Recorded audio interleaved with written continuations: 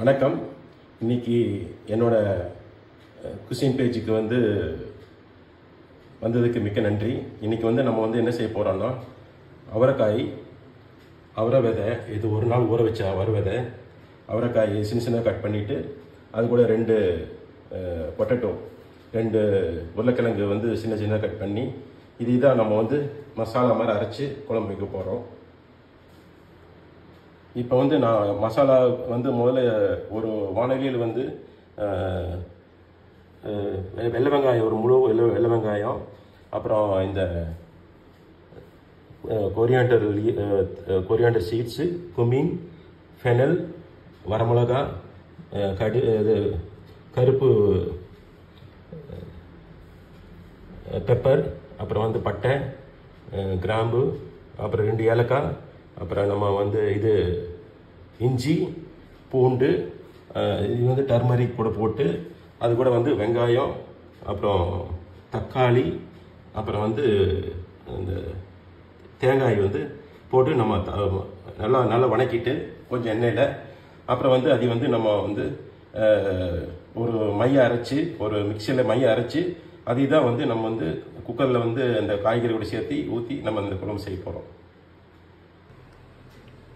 இப்போ நான் குக்கரில் 2 ஸ்பூன் தேங்காய் எண்ணெய் ஊற்றி வைக்கிறேன்.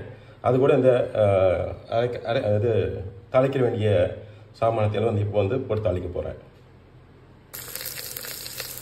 இப்போ தாளிக்க வேண்டிய மசாலாக்கள் போட்டாச்சு. இப்போ நம்ம குக்கரில் லோ ஹீட்டில் தான் தாளிக்கணும். இது கறி கொடுக்கக்கூடாது, மெதுவாக வேகணும். அதுக்கப்புறம் நம்ம ஆனியன் சேர்த்த போகிறோம். ஆனியன், டொமேட்டோ, கடைசியாக நம்ம இது தேங்காய் சேர்த்த போகிறோம். தேங்காய் நம்ம வறுக்க வேண்டிய அவசியம் இல்லை, தேங்காய் அப்படியே போட்டுடலாம், ராவாக போட்டுடலாம். இப்போ அது கூட மஞ்சள் தூள் சேர்த்து இப்போ ஓரளவுக்கு நல்லா வேகிற நல்லா வெந்திருக்குது. இப்போ நம்ம ஆனியன் சேர்த்திட்டு அதுக்கப்புறமா டொமேட்டோ, அப்புறம் தேங்காய் சேர்த்த போகிறோம். இப்போ நான் ஆனியன் சேர்த்திட்டேன். ஆனியன் கூட டொமேட்டோ சேர்த்தியாச்சு. அது கூட கொஞ்சம் கருவேப்பிலையும் நம்ம சேர்த்திட்டு இதை இது பண்ணோம்னா நல்லா மனம், கருவேப்பிலையோட மனம் ரொம்ப நல்லாயிருக்கும் இந்த குழம்புக்கு. அதனால் கருவேப்பிலை பாதி கருவேப்பிலை சேர்த்திக்கிறேன். ஒரு 6 லீவ்ஸ் இருக்கிற மாதிரி சேர்த்திக்கிறேன். இப்போ வெங்காயம், தக்காளி எல்லாம், தக்காளி பாதி வணங்கினா போதும், வெங்காயம் எல்லாம் நல்லா வணங்கிடுச்சு. இப்போ நம்ம தேங்காய் சேர்த்த போகிறோம். தேங்காய் சேர்த்தியாச்சு. தேங்காய் சேர்த்த உடனே நம்ம தீயை அடுப்பு ஆஃப் பண்ணிவிட்டு நம்ம இது கொஞ்சம் லைட்டாக கிளறி விட்டு இது வேற ஒரு பாத்திரத்தில் ட்ரான்ஸ்ஃபர் பண்ணி இது நல்லா ஆற விடணும். அப்போ நம்ம மிக்சியில் போட்டு பேஸ்ட் பண்ண முடியும். நல்லா ஆறிக்கிறதுக்கு நம்ம பேஸ்ட் பண்ணணும். இதில் நான் இன்னொரு டிப்ஸ் வச்சுக்கிறேன். நம்ம கொத்தமல்லித்தலை நறுக்கி வச்சுக்கிற கொத்தமல்லித்தலை தேங்காய் சேர்த்தோடனே அதையும் சேர்த்து நல்லா கலக்கி விட்டோம்னா கொத்தமல்லித்தலை, கருவேப்பிலை எல்லாரோட வாசனை கொஞ்சம் நல்லா அந்த மசாலா கூட சேரும். அது ரொம்ப நல்லாயிருக்கும். அதனால் நான் கொத்தமல்லித்தலையும் சேர்த்து அதையும் கிளறி விட போகிறேன். நம்ம அந்த மசாலா இப்போ அது நல்லா கூலாகிற வரைக்கும் நம்ம இந்த அவரைக்காய் கொஞ்சம் பெருசாக கட் பண்ணிக்கலாம். அவரைக்காய், உருளைக்கிழங்குல கட் பண்ணி வச்சுக்கலாம். அவரைக்காய் ஊற வச்சு எடுத்து வச்சுக்கலாம். அப்புறம் மசாலா போடுறதுக்கான கொஞ்சம் தேங்காய், கொஞ்சம் ஆனியன், அப்புறம் கொஞ்சம் கருவேப்பிலை போட்டு, அப்புறம் கடுகு, உளுந்து பருப்பு போட்டு தாளிச்சிட்டு அதை அப்புறம் அதை வேக வச்சு காய்கறியெல்லாம் போட்டு நல்லா அதை கிண்டி விட்டு, அதுக்கப்புறம் அரைச்ச மசாலாவை போட்டு நல்லா வேக வச்சு வெந்துடனே நம்ம கொத்தமல்லி தழை போட்டு இறக்க போகிறோம். இப்போ நம்ம தாளித்த மசாலாவை நல்லா பேஸ்ட்டாக அரைச்சாச்சு.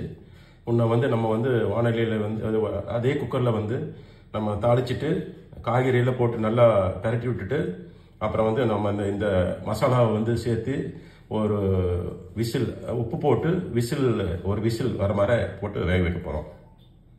இப்போ 2 ஸ்பூன் தேங்காய் எண்ணெயில் கடுகு போட்டு, இப்போ உளுந்து கொஞ்சம் போட்டு நம்ம தாளிச்சிட்டு அதுக்கப்புறம் தேங்காயும் இது போட போகிறோம்.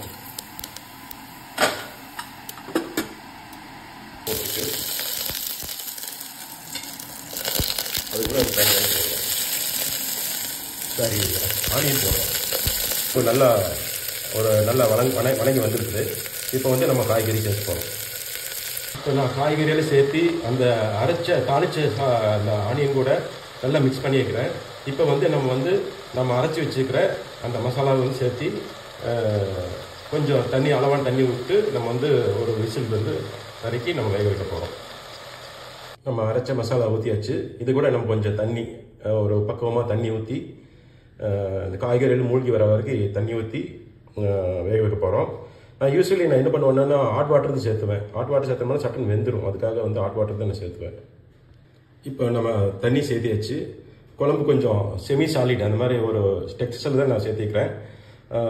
அதுக்கப்புறம் வந்து நம்ம விசில் போட்டு வேக வைக்கும்போது இந்த காய்கறி தண்ணி எல்லாம் பிரிஞ்சு திருப்பி கொஞ்சம் தண்ணி கொஞ்சம் ஜாஸ்தி ஆகும். அதனால் வந்து தண்ணி வந்து நான் இந்த அளவுக்கு பக்குவத்துக்கு சேர்த்திக்கிறேன். கடைசியில் தண்ணி பத்தலைன்னா அந்த நம்ம கோரியண்டர் லீவ்ஸ் வந்து ஏற்படும் போது உப்பு பார்த்துட்டு அப்புறம் வந்து நம்ம தண்ணி ஊற்றுறதா ஊற்றிக்கலாம். இல்லை கெட்டியாக இருந்தாலும் அப்படியே விட்டுடலாம்.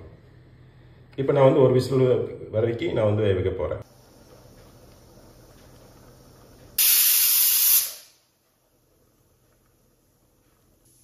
இப்போ ஒரு விசில் வந்துச்சு. நம்ம வந்து இதை வந்து ஒன்று அந்த உள்ளுக்குள்ள இருக்கிற அந்த ப்ரெஷர் போகிற வரைக்கும் நம்ம வெயிட் பண்ண போகிறோம்.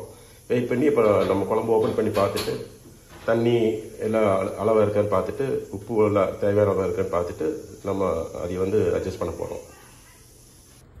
இப்போ நான் வந்து இந்த ஒரு விசில் வேக வச்சுருந்தேன். குழம்பு வந்து இப்போது நல்லா கெட்டியாக நல்லா காய்கறிகள் எல்லாம் வந்துருக்குது. உப்பு பார்த்தேன் கரெக்டாக இருக்குது. இதில் வந்து இப்போ நம்ம என்னென்னு பார்த்தோம்னா இதில் கோரியண்டர் லீவ்ஸும் சேர்த்து நல்லா கலக்கி மிக்ஸ் பண்ணி விட்டுக்கிறோம். குழம்பு வந்து எனக்கு கொஞ்சம் திக்காக வேணும்னுனால நான் திக்காக விட்டேன், வேறு தண்ணி உள்ள. இந்த பேஜ் வந்து நீங்கள் இந்த அவரைக்காய், அவரை விதை, கிழங்கு மசாலா குழம்பு வந்து நீங்கள் பார்த்து நீங்கள் இது ட்ரை பண்ணி பாருங்கள். உங்கள் ஃப்ரெண்ட்ஸ்க்கு ஷேர் பண்ணுங்கள். என்னோடய பேஜை வந்து சப்ஸ்கிரைப் பண்ணுங்கள், லைக் பண்ணுங்கள். திருப்பியும் என்னோடய பேஜுக்கு வந்து உங்களோட ஆதரவு கண்டிப்பாக எனக்கு ரொம்ப தேவைப்படுது. வந்து எனக்கு வந்து சப்போர்ட் பண்ணுங்கள். மிக்க நன்றி. இந்த குழம்பு நீங்கள் ட்ரை பண்ணி பார்த்துட்டு நீங்கள் கண்டிப்பாக நல்ல ஒரு கறி குழம்பு மாதிரி ரொம்ப ரொம்ப மனமாக நல்லா ருசியாக இருக்கும். நீங்கள் ட்ரை பண்ணி பாருங்கள். வாழ்க்கை வளமுடன். மிக்க நன்றி.